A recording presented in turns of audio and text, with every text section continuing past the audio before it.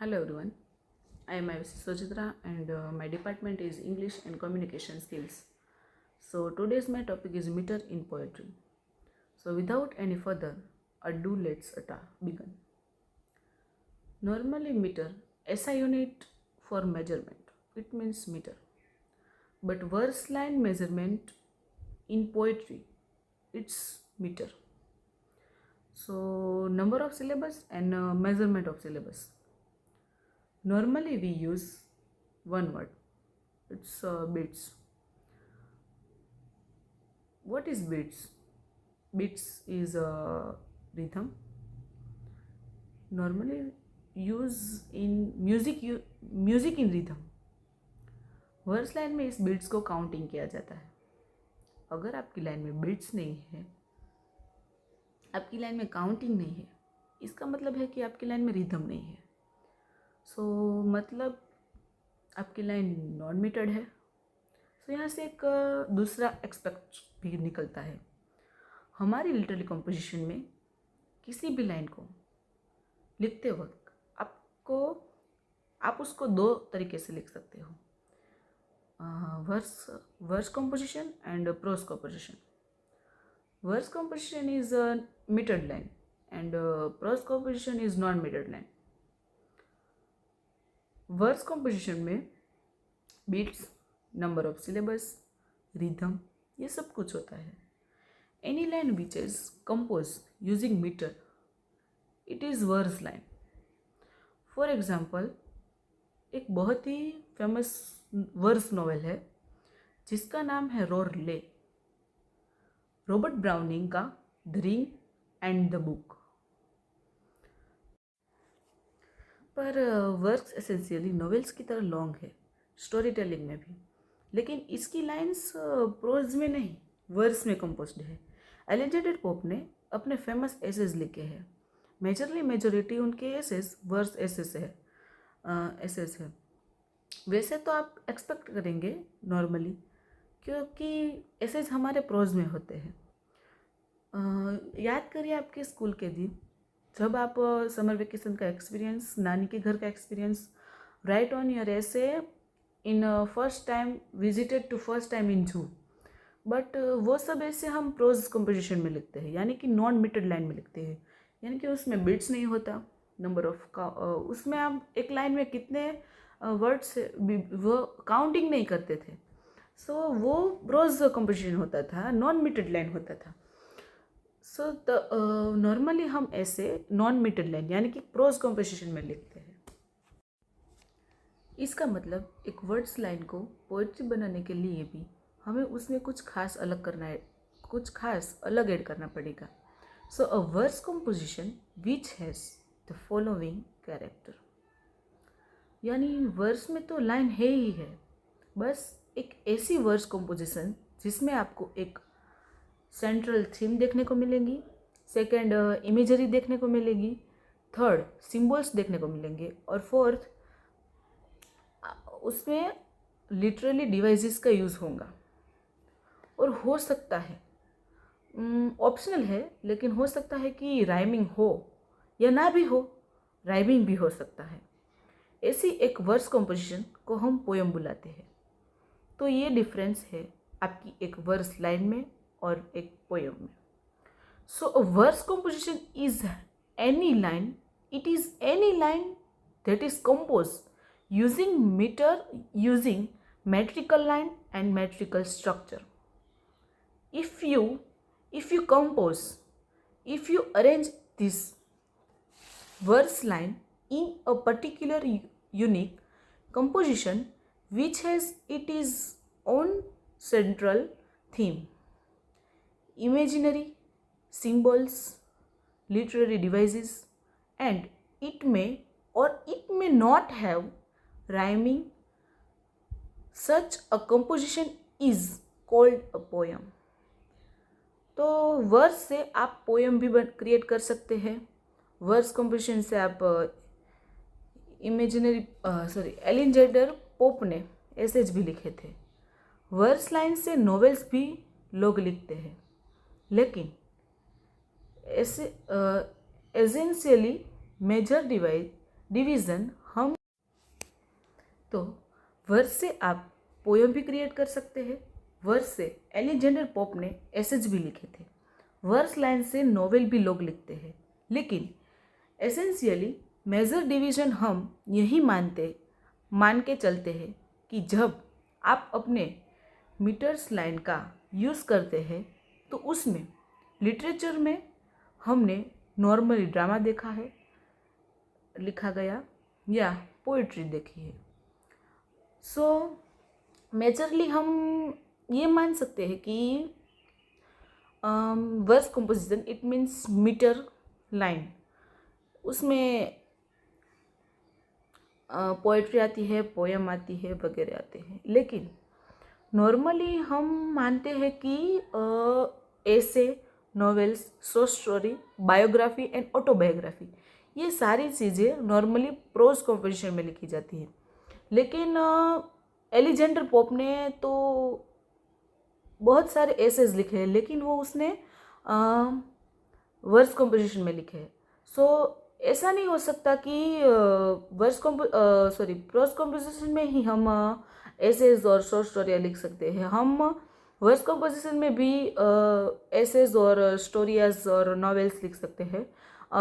मैंने पहले ही आपको 2 नॉवेल्स का नेम दिए थे, फिर से मैं रिपीट कर देती हूँ। वो this novel is very famous, its name is Rorley and Robert Browning का the ring and the book. Majorly ऐसा कम हो सकता है कि एसेज और नॉवेल्स वर्स कंपोजिशन में हो, लेकिन हम ऐसा तो नहीं कह सकते हैं कि ना ही हो भी सकता है और ना ही भी हो। सो यहाँ पर हम कोई भी एक वर्ड ले लेते हैं। हम मीटर वर्ड को ही देख लेते हैं। जब मैं यह वर्ड को प्रोनाउंसिएशन करती हूँ, अब यहाँ पर मैटर यह नहीं करता कि मैंने अपने वर्ड में कितने स्पेलिंग काउंटिंग किए हैं और नंबर ऑफ सिलेबल कितने यूज़ किए हैं। सो इट डजेंट मैटर कि आपने नंबर ऑफ सिलेबल्स राइटिंग में क्या है, वह नहीं मैटर करेगा। आपने स्पोकन में कितनी साउंड्स क्रिएट की है, वह मैटर करता है।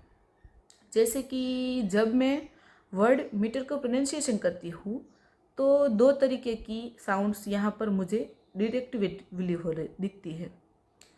नी में सिंगल साउंड ई की साउंड आ रही है, और as a vowel sound and टर में ये ई की वजह से अ की साउंड आ रही है। सो टर एंड अर, राइट। सो इस तरीके से साउंड क्रिएट हो रही है। तो मेरा ये जो वर्ड है मीटर, ये डायसिलेबिक है। क्यों? क्योंकि इसके अंदर हम 2 सिलेबल्स काउंट कर सकते हैं। चलिए अब हम एक दूसरा वर्ड ले लेते हैं, यू। सो काउंटिंग में 2 सिलेबल्स यूज है, one is O and second is U. But ये जब हम मीटर कैलकुलेट करते हैं, मीटर काउंट करते हैं, तो नंबर ऑफ सिलेबल्स अगेन यहाँ पर कंसिडरेशन में नहीं रखे जाते, कंसिडर किया जाता है। कि साउंड कैसा क्रिएट, यहाँ पर कंसिडरेशन में नहीं रखे जाते, कंसिडर किया जाता है कि साउंड्स कैसा क्रिएट हो रहा है। तो साउंड्स आपका यहाँ पर सिंगल ही क्रिएट हो रहा है, ओ और यू मिलके ऊ की साउंड क्रिएट कर रहे हैं। तो वर्ड आपका मोनोसिलेबिक है, यहाँ पर हम एक ही सिलेबिक काउंट कर रहे हैं, U, Y O U, but sound is U. So अब सिलेबल वर्ड को ही हम उठा सकते हैं, क्योंकि वो बड़ा वर्ड्स होगा ना, सो आपको ज़्यादा अंडरस्टैंडिंग होगी। सो सिलेबल्स, अब आप बताइए सिलेबल्स में कितने डिसिलेबल्स आते हैं। सो सी यहाँ पर मुझे यह ई की साउंड दे रहा है। यह एक वावल साउंड है। ले, सी ले, यहाँ पर आपको एक और साउंड आ गई, बल। सो बल में एक और वावल की साउंड आ गई है। तो मेरा यह वर्ड ट्राई सिलेबिक है। इसके अंदर 3 सिलेबल्स काउंट किए जा रहे हैं। सो सिलेबल्स वर्ड में 3 सिलेबल है। तो मीटर को इस तरीके से देखा जाता है। अब हमारी कुछ लैंग्वेजेस ऐसी है जैसे कि फ्रेंच, जापानीज़ हो गई। यहाँ पे एक लाइन में number of metres and number of syllables कितना है, इसी से मीटर कैलकुलेट होता है। जैसे कि हमने कितनी बार हाइकू पोएम्स पढ़ी होंगी। हाइकू में आपने देखा होगा कि यह कंसर्स नहीं है हमारा, कि आपकी जो पोएटिकल लाइन है उसमें अरेंजमेंट ऑफ सिलेबल्स क्या है आपको सिंपली बताया जाता है कि haiku is a poem which is composed in 3 line in 17 syllables. 5-7-5 के फॉर्मूला से तो वो इस सिलेबल्स कैसे अरेंज है पर फोकस में नहीं होता। सो मेन मीटर में मेन तो यही है कि 2 types of literally 2 types, prose composition and verse composition. It is main. So I think you better you understand verse and. लेकिन there are some languages like English जहाँ पर सिर्फ number of syllables he count नहीं किया जाता। एक line में उन सिलेबल्स का अरेंजमेंट कैसे है यह भी काउंट किया जाता है, जैसे कि किया जाता है। तो अभी हम देख लेते हैं, जैसे कि कुछ वर्ड्स ही उठा लेते हैं। अभी हमने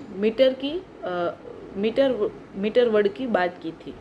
फॉर एग्जांपल मीटर में आप देखेंगे जब आप इस वर्ड को प्रोनाउंस करेंगे तो ये ई की साउंड ज़्यादा लॉन्गेस्ट साइज साउंड है, और टर में अ की जो साउंड है वो एक शॉर्ट साउंड है, शॉर्ट स्पैंड साउंड है अनस्ट्रेस साउंड है। सो ई और अ में अगर हम देखें तो ई या जो फर्स्ट सिलेबल है यह स्ट्रेस्ड है, सेकेंड साउंड अनस्ट्रेस्ड है। इस तरीके के अरेंजमेंट को हम चौकी बुलाते हैं। ठीक है, इस तरीके के अरेंजमेंट को जहाँ पे हम मीटर कैलकुलेट कर रहे हैं और पहले एक स्ट्रेस सिलेबल आ रहा है फिर एक अनस्ट्रेस सिलेबल आ रहा है, इसे हम चौकी बुलाते हैं। इसका उल्टा होता है आईएएम में पहले एक अनस्ट्रेस सिलेबस आता है फिर एक स्ट्रेस सिलेबस आता है। इस अरेंजमेंट को हम आईएएम बुलाते हैं। So in certain language like French या जापानीज़ हमें सिर्फ नो ऑफ सिलेबल काउंट करने हैं, हमें सिर्फ यहाँ पर नंबर ऑफ सिलेबस काउंट करने हैं। बेस्ड ऑन दैट आपका मीटर कैलकुलेट होता है। इन लैंग्वेजेस लाइक इंग्लिश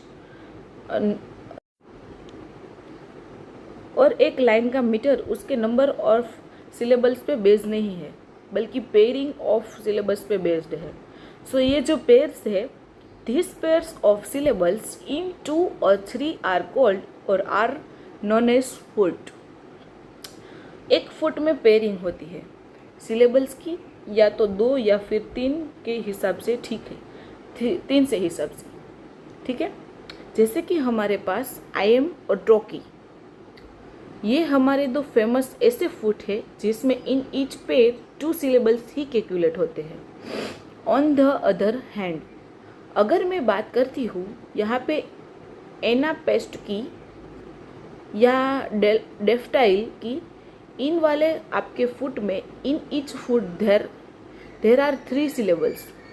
सो अगर आपको अब एक लाइन दी गई है और आपको उसका मीटर कैलकुलेट करना है, कैसे करेंगे? जैसे कि फॉर एग्जांपल हमारे पास एक बड़ा फेमस लाइन है जो इंग्लिश लिटरेचर का सबसे कॉमन मीटर है, सबसे एक्सटेंसिवली यूज्ड मीटर है, एम्बिक पेंटामीटर।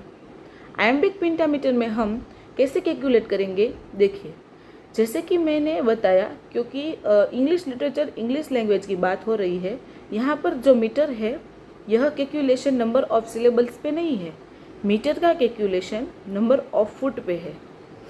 ठीक है, तो यहाँ पे यह क्लियर है कि पेंटा वर्ड के आ जाने से हमारी इस पर्टिकुलर लाइन में 5 फीट को यूज़ किया जा रहा है।